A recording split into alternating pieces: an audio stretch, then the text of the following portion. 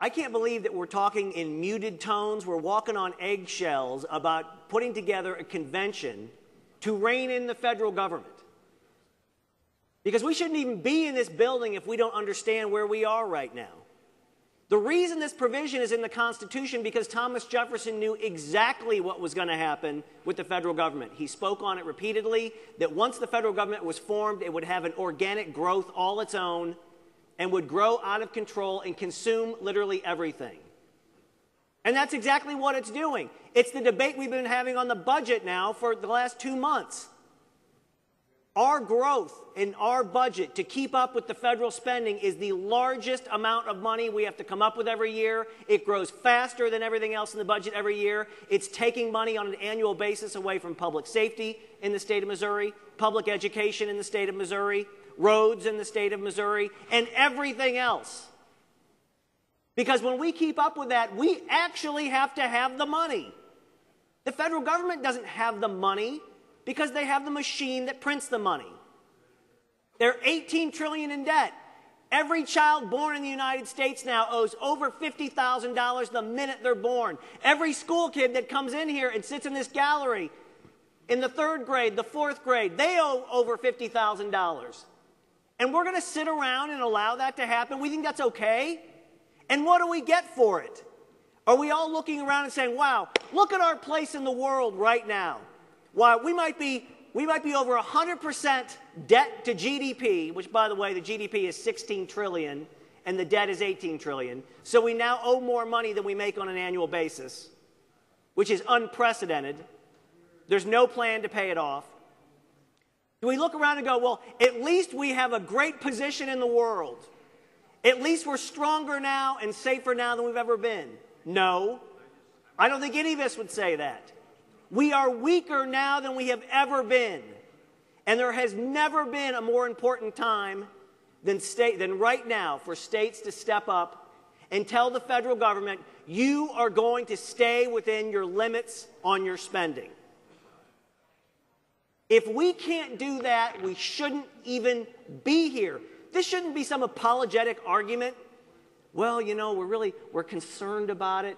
This is the thing that we should do if we do nothing else for the rest of this session and next session and the session after that, is to rein in the federal government on their spending, to rein in the federal bureaucracy. And that's another issue, because what your resolution does, Senator from Green, is 3 things. It will rein in federal spending, it will rein in federal bureaucracy, and it will rein in career politicians in D.C. who go there on promises that, boy, they're going to fix everything, and all we get every year is $2 or $3 trillion more in debt, and maybe a couple thousand more regulations on an annual basis.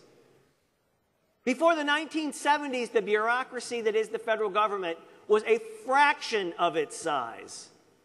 In the last 30 years, it has grown exponentially and out of control. And for anyone to believe that Congress has any control over that bureaucracy anymore is pure fallacy. When we have an issue in the state of Missouri, first of all, we have a balanced budget every year. And on top of that, when we have a state agency that is running amok, the first thing we do in this building is we call them in and we say, what are you doing? We're hearing from constituents that you are out of control. And we see what they have to say. And if they have a good explanation, then maybe we go with that. And if they don't, we say, then stop it, or we're going to stop it for you. That does not exist on the federal level. Literally, a U.S. representative or a U.S. senator who has an issue with EPA, for example, right now, trying to take navigable waters or waters of the United States out of their own rules, which they clearly have no legal basis to do, but will give them jurisdiction over much more property and many more people in the United States. If a U.S. senator or congressman were to go to them, as I'm sure they have, and said, we really don't like this, their response is, yeah, we really don't care. We don't care. What are you going to do to us? You going to pull our budget? Let's see you getting all the rest of the people in Congress to go along with that. It won't happen. And you know what? It doesn't happen. And it's why you haven't seen it in the last 5, 10, 15, 20 years. the only way the federal government is going to be reined in, and that we are going to preserve the United States of America for our kids and our grandkids, is as states. Exactly how the Founding Fathers designed it to happen, to address exactly what they knew was going to occur and therefore built this provision into the United States Constitution.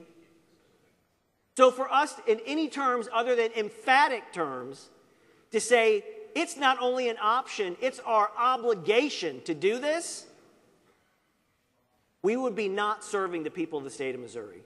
It is our obligation. It should be our sole duty. It dictates right now everything that we do on what we spend. It has to stop, and I support the resolution. Thank you, Mr. President.